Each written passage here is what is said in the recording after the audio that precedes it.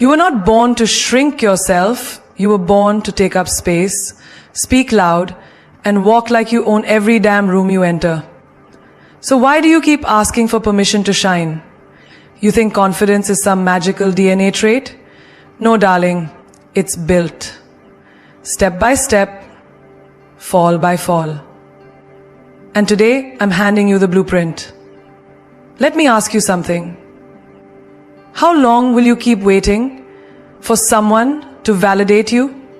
Let me tell you a secret. The world starts believing in you the moment you do. And if you're tired of hiding, apologizing, or doubting, get ready. Because these 12 steps will make sure you never shrink again. That voice in your head, the one that whispers, you're not enough, you're too much, or you'll embarrass yourself, that voice is not the truth. It's just an echo of every insecurity, every rejection, every accidental insult you've ever absorbed and turned into a belief. And here's the harsh truth.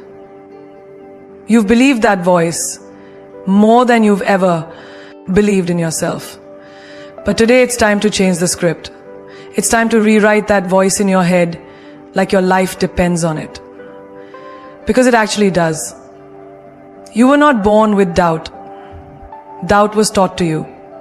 Maybe it came from a teacher who laughed when you got the answer wrong. Maybe it came from a parent who always pointed out what you lacked. Or maybe it came from those harmless jokes your friends made that you laughed off but cried about later. And slowly, that voice settled in your mind like a parasite, feeding off your confidence. But guess what? You don't have to keep living with that voice. You can evict it right now. Think of your mind as your personal studio. What plays inside determines what shows up outside. You don't play sad, hopeless music and expect to dance confidently, do you? Then, why keep playing self-doubt on repeat and expect to feel powerful? Start changing the soundtrack. When you look in the mirror and that voice says, you're aging, answer back, I'm evolving. When it says you're not good enough for this job, you say, I'm here to dominate it, not qualify for it. When it says, they're going to laugh at you, you whisper, they'll wish they had my courage. Let's make it real. Imagine you're walking into a meeting. Your hands are sweaty, heart pounding, and that voice says, don't speak up, you might sound stupid. But what if you paused and replied, even if my voice shakes, I deserve to be heard. That small change, it can shift your entire energy. Confidence isn't about having no fear. It's about speaking in spite of it. That voice doesn't vanish overnight, but every time you push back, every time you talk back to it, you weaken its grip. Think of a child learning to walk. They fall again and again. Do we scream at them? You're hopeless. You'll never get it right. No, we cheer them on. We say, you got this. Why don't we say that to ourselves? When you fail, when you're rejected, when you feel lost, you don't need punishment, you need encouragement. You don't need louder critics, you need a louder inner cheerleader. Let's take a daily life example. You get dressed in the morning and you feel off. That voice says, you look tired, nothing fits, you're not attractive today. Would you let a stranger say that to you? No. So why do you allow your own thoughts to abuse you like that? Replace it. Say, my energy is magnetic. I am growing. I am glowing. And I'm showing up for me. Even in relationships, that voice can sabotage you. You meet someone amazing and suddenly your head screams, why would they like you? Don't get attached, you'll just get hurt. But that's not your intuition. It's your trauma talking. Trauma wears your voice and fakes wisdom. But you can rewrite that moment and say, I'm worthy of love that sees me, not love that confuses me. And when it comes to dreams, starting a business, moving to a new city, speaking on stage, that inner voice might yell, who do you think you are? You answer back, I am exactly who I needed when I was younger. I am becoming the blueprint. You are not your thoughts. You are the power that chooses which thoughts to believe. That's the real flex. Confidence is born the moment you stop letting your past dictate your present. So next time that voice in your head tries to play small, change the tone, change the words, and change the damn story. Let's get one thing straight. Your flaws aren't your weaknesses. They're your signature. They are the brushstrokes that make your story raw, real, and unforgettable. You keep trying to erase them, hide them, tuck them behind filters and fake smiles. But the truth is, what you've been trying to fix might actually be the very thing that makes you magnetic. Confidence doesn't come from pretending to be flawless. It comes from owning your flaws like they're your armor. You've got scars? Good. That means you've healed. You've made mistakes? Excellent. That means you've lived. You failed? Perfect. That means you were brave enough to try. The people who try to act perfect, they're just scared of being seen.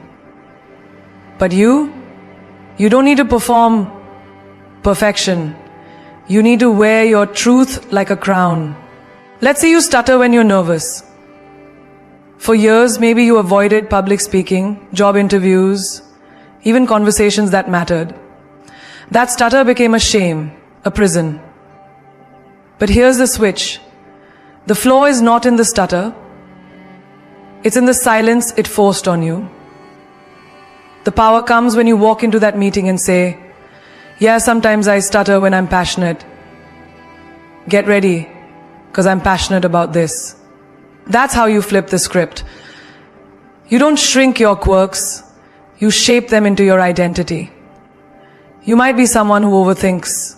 You analyze every situation, every word, every gesture. People say you're too much, but that same flaw, it makes you deeply intuitive.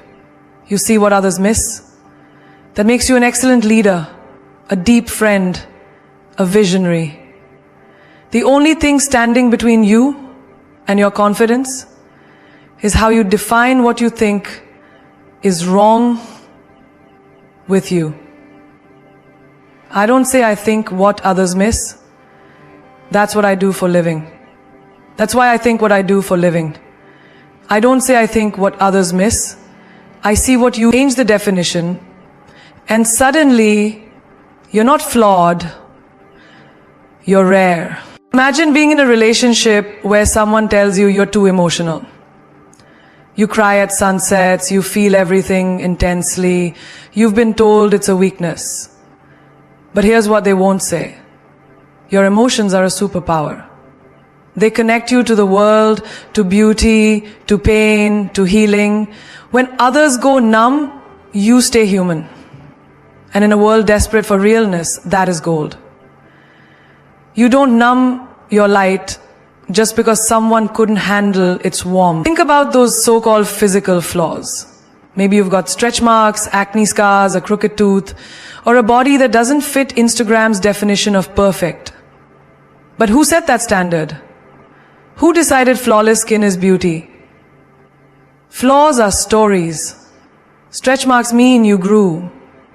Scars mean you survived. That crooked tooth, that's your mother's smile passed down. And that body, it carries you, moves you, holds your soul. That's more than enough.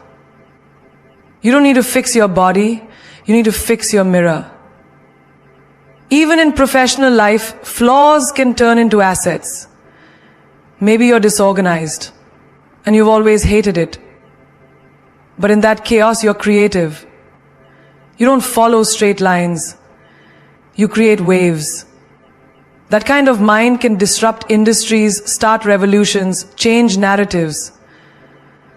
So stop trying to color inside the lines if you were born to draw outside them.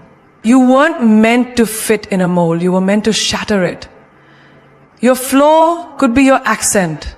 People mock it, misunderstand it. But that accent, it tells a story of heritage, of struggle, of resilience. Own it. Speak louder. Let your roots be louder than their judgments. Confidence comes from saying, "This is who I am." Take it or take notes. You're not broken. You're beautifully unfinished. And confidence isn't about waiting to be perfect. It's about daring to be seen exactly as you are. Not despite your flaws, but because of them. When you walk into a room, your energy should speak before your words ever do. I'm not talking about arrogance. I'm talking about presence. The kind of presence that doesn't ask for attention. It commands it. The kind that walks in without apology, without shrinking, without waiting for permission to take up space. Because confidence isn't something you wear like makeup. It's something you radiate from within. And when you truly own your space, the room starts to adjust to your frequency. You've been taught to play small, to tone it down, to dim your light so others don't feel blinded. But playing small doesn't protect you. It imprisons you. When you walk in like you own the room, it doesn't mean you're better than anyone else. It means you are no longer willing to act like you're less. Picture this. You walk into a high-stakes meeting and instantly you feel the pressure in your chest. Everyone's older, richer, more experienced. That little voice in your head says, "Don't speak unless they ask you. You're lucky to be here." No, flip that script. Say, "They're lucky I showed up. I bring value. I bring vision. I bring fire." And then walk like it. Sit like it. Speak like it. Because posture is power. Energy is loud even in silence. Think of an actor stepping onto a stage. Even before the first line is spoken, you can feel the confidence in their stride, their eye contact, their breath. You deserve to live your life like you're on that stage. Not faking it, but feeling it. Confidence isn't about pretending to be fearless. It's about being brave despite the fear. It's about telling your inner critic thanks for your opinion, but I've got this. Let's take a real life scenario. You're at a party, you don't know anyone, and you suddenly feel invisible. That's the moment most people shrink. They grab their phone, stare at the wall, wait for someone to notice them. But not you. You put that phone away, shoulders back, head up.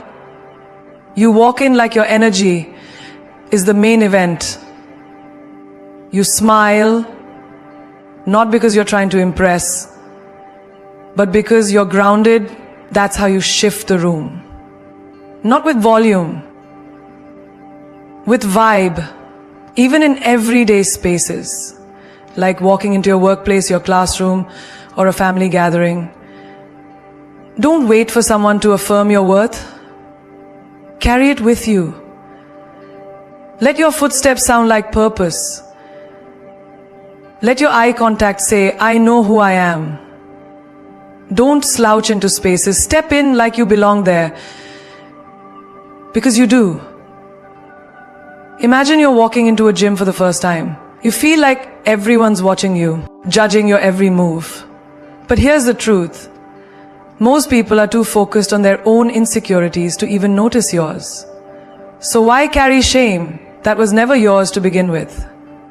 Walk in like the gym floor is your runway. Own your pace. Own your sweat. Own your presence. That is power. And when you walk into situations that scare you, a job interview, a date, a public speaking event, breathe. Feel your feet on the ground. Say to yourself, I've already won by showing up. That energy, that unshakable self-talk, that bold body language, it speaks louder than any resume, makeup, or outfit ever could. Confidence isn't about being the loudest. It's about being unapologetically real. Walk into every room like you've got a story to tell, a lesson to offer, and a fire in your spirit. The world will adjust. Because when you truly walk in like you own the room, what you're really doing is showing the world you finally own yourself. No, just that. No explanation, no apology, no follow-up. Just a bold, grounded, powerful no. Because when you say no without justifying it, you're not being rude. You're choosing your peace over people-pleasing. And in a world that trains us, especially women, to constantly soften, explain, and excuse ourselves, saying no becomes a revolutionary act of self-respect. You don't owe everyone access to your energy. You don't have to agree to every dinner, every favor, every conversation, every demand. You don't have to drain yourself just to be liked. And here's the hard truth. The more you explain your no, the more you're inviting others to negotiate it. You leave the door open for guilt, for manipulation, for emotional tug-of-war. But a confident no, set with calm certainty, shuts the door. It teaches people where your boundaries begin. Think about this. Someone invites you to a party. You're tired. Your soul is craving silence, not socializing. But you feel obligated. So you respond, I'm sorry, I have some things going on, I'm really busy, maybe next time. You over-explain. You over-apologize. And still they push, oh, come on, just for a bit. And suddenly you're compromising your peace. Now flip the scene. They invite you and you respond, no thank you. Full stop. No guilt. No need to shrink. That's power. Because you're no longer seeking approval. You're protecting your alignment. Let's say your coworker asks you to take on more work. Again, your plate is full. You're already drowning. But because you fear being seen as difficult or unhelpful, you start justifying. I'm actually working on 3 other projects right now and I have this deadline, and before you finish, they're already pressuring you to just do this one thing. But when you simply say, I'm not available to take this on, you eliminate the space for guilt to grow. That's not cold, that's clear. Saying no without explaining is not about building walls, it's about building standards. It's about understanding that your time, energy, and emotions are not community property. You have a right to protect them. Think about your phone battery. When it's low, you plug it in, no questions asked. You don't run it to 0 to please someone else. Why treat your soul any different? Imagine being in a relationship where your partner asks for something that violates your boundaries. Maybe they want constant access to your time, your space, your phone. And when you say no, they say, why not? Don't you love me? That's the moment you stand firm. That's the moment you say, I said no. Not because you don't care, but because you care about yourself enough to not bend where you break. That moment, that's when you take your power back. Even in small, daily decisions, when your friend wants to borrow something personal, when your family expects you to do what you've always done, when society tells you what you should be doing, you are allowed to choose yourself. You are allowed to not explain that choice. Because behind every yes, you force, there's a little piece of you shrinking. And behind every strong no, there's a version of you growing. Rooted, clear, whole. You're not here to be convenient. You're here to be complete. Let your no be enough, just like your yes is. The world may not always understand your boundaries, but they will respect the strength behind them. Because when you say no without explaining, you're not closing doors. You're finally opening the one that leads to your power. Fall, mess up. Stumble. Let the world see it. Let them talk. Let them laugh if they want to. Because when you fail loudly, you give yourself the permission to rise even louder. Not in silence, not hidden in shame, but bold, raw, brave. That's the kind of failure that forges greatness. That's the kind of failure that makes legends. You see, we've been trained to fear failure, like it's a stain that can't be washed off, like it's the end of the story. But it's not. It's just the first messy chapter of the part that gets good, real good. When you fail quietly, you stay stuck, you hide, you fake perfection. But when you fail loudly, you own it. You learn faster, you bounce back stronger. You say to the world, yeah, I fell, but watch how I rise. Think of a singer missing the note in front of thousands. The whole stadium hears it. There's a gasp, maybe even some mocking. But then they take a breath and hit the next note so powerfully that it shakes the entire arena. That's what it means to rise louder. You don't bury the fall. You use it as your launch pad. Or imagine a student who fails an exam she studied weeks for. Everyone else moves on, whispers behind her back, doubts her ability. But she doesn't hide in the corner. She walks up to the professor, asks for feedback, rewrites her notes, and retakes the test. This time, she doesn't just pass, she aces it. And every person who saw her fall is now clapping, because she didn't let the embarrassment kill her ambition. Failure isn't the opposite of success. It's the price of admission. It's the proof that you had the courage to try.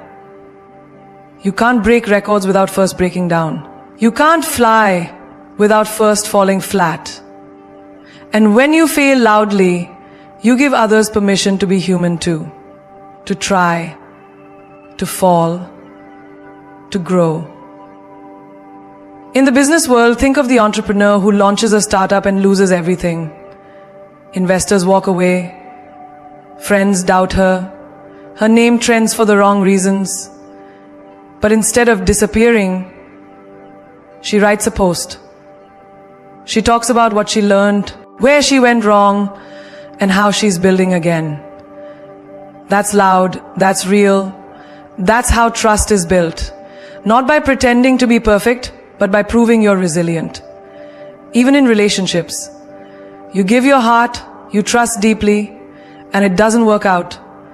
Maybe they left, maybe they lied. You feel broken, humiliated. People say, I told you so. But instead of shrinking, you show up. You heal in the open. You laugh again. You love again. You rise. Louder than the heartbreak. And suddenly, your pain becomes your power. Not something to hide, but something that inspires. Because here's the truth.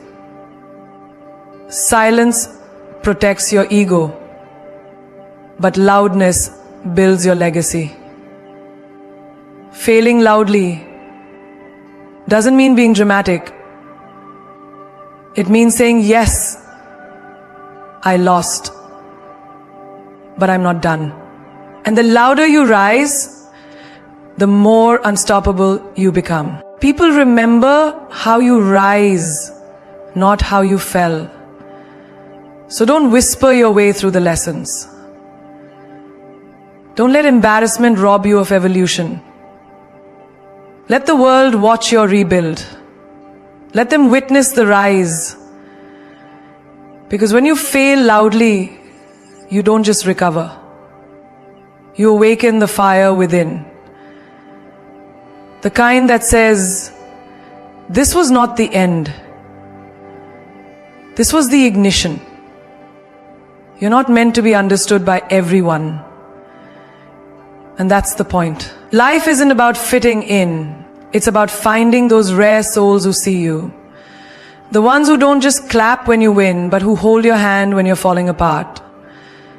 The ones who don't need you to shrink to be loved, but who love you more every time you expand. Surrounding yourself with people who see you is not a luxury.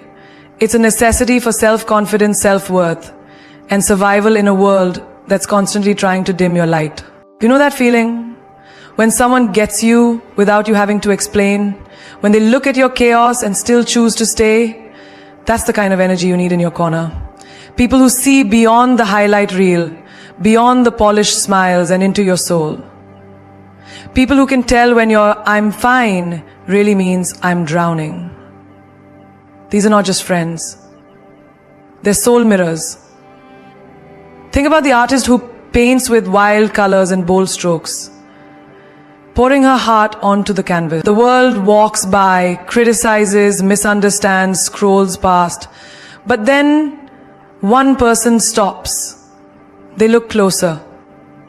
They feel the pain, the story, the courage in that chaos. They don't just see the painting. They see her. And suddenly, she doesn't feel alone anymore. That one person is worth more than 1,000 who only applaud when it's trendy too. In the office, you're constantly performing, achieving, hustling. Everyone loves your results, but no one sees the late nights, the anxiety, the moments when you questioned your worth. But then there's that one colleague who says, "You don't have to prove anything to me. I already see how hard you're trying." And in that moment, your walls come down. Because finally someone values your effort, not just your output. Or maybe it's your family, where expectations are tight and appearances matter. You're the black sheep, the dreamer, the rebel. You're constantly asked, why can't you just be like them? But one day you meet someone who says, your wild heart is beautiful. Don't ever tame it. And suddenly you realize you were never the problem. You were just around people who never saw your magic. True confidence is born not just from inner work, but from who surrounds you while you're doing it. If you're constantly around people who minimize you, criticize you, or only tolerate the version of you that makes them comfortable, your light will flicker. But when you're around those who fan your flame, you become unstoppable.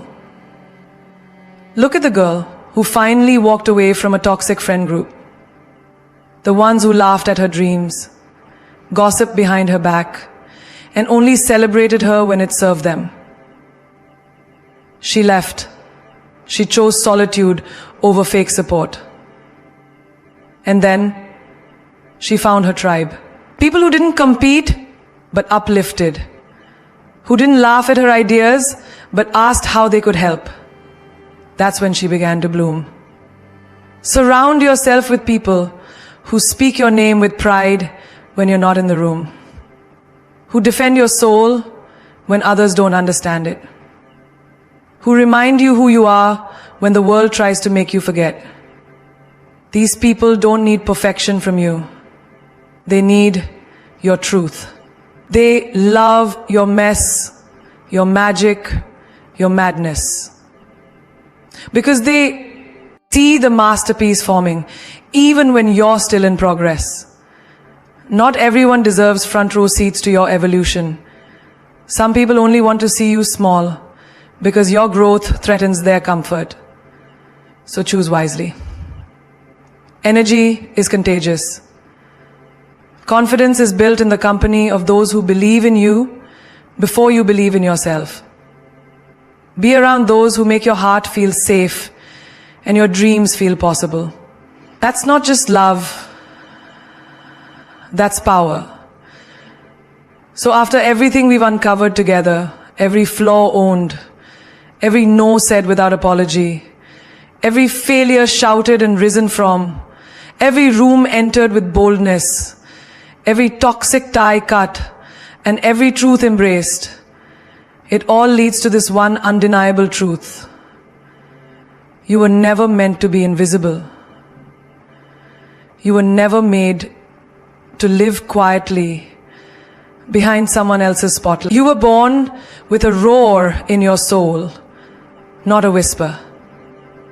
And now, it's your time to remember it. Let the world say what it wants. Let them misunderstand, misjudge, mislabel. That's not your burden to carry. You are not here to convince people of your worth. You are here to live it. Loudly, unapologetically, fearlessly. The greatest rebellion in a world that thrives on your insecurity is to love yourself without needing permission. So stop waiting for someone to validate you. You are the damn stamp. Remember this. Diamonds aren't found in comfort zones. Legends aren't born in silence. Warriors aren't made in approval. You build confidence not when life claps for you, but when you clap for yourself, even when your hands are shaking. Even when the world turns its back and all you have left is your heartbeat and your belief. That's when queens are made. That's when kings rise. You don't need a crown to be royal. You need courage to be real. Every single time you choose your truth over their expectations, your voice over their noise, your peace over their chaos, you win. That's self-confidence. It's not arrogance. It's not ego. It's simply this powerful declaration. I will not dim so you can shine. I will not fold so you can feel big.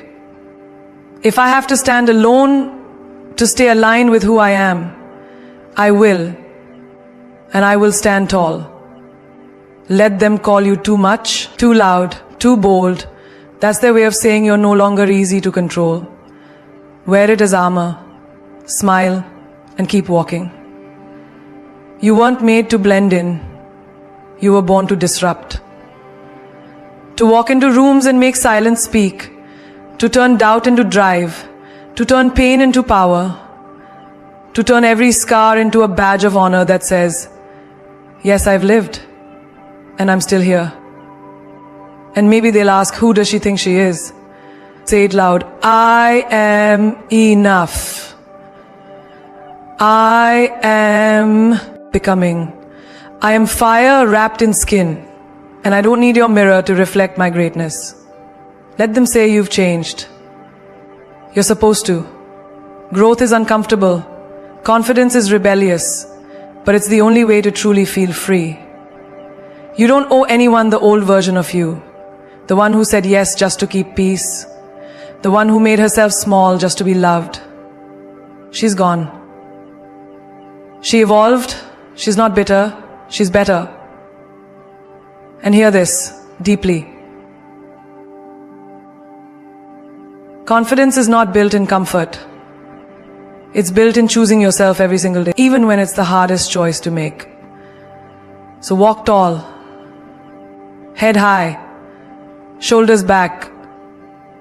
Be the storm that doesn't beg to be noticed, but can never be ignored. Speak with fire. Move with purpose. Love yourself so fiercely that it intimidates those who try to break you. And don't just exist. Own every inch of your space. You were not put here to shrink. To every girl, every woman, every soul who's doubted their worth, questioned their power, or dimmed their light, this is your awakening. You don't need to be perfect. You just need to be you. Unfiltered, unafraid, and undeniably unforgettable. And if the world still doesn't get it, look them in the eye and say, I'm not here to be liked. I'm here to be legendary. Because self-confidence isn't just a step, it's a revolution. So now, go start yours.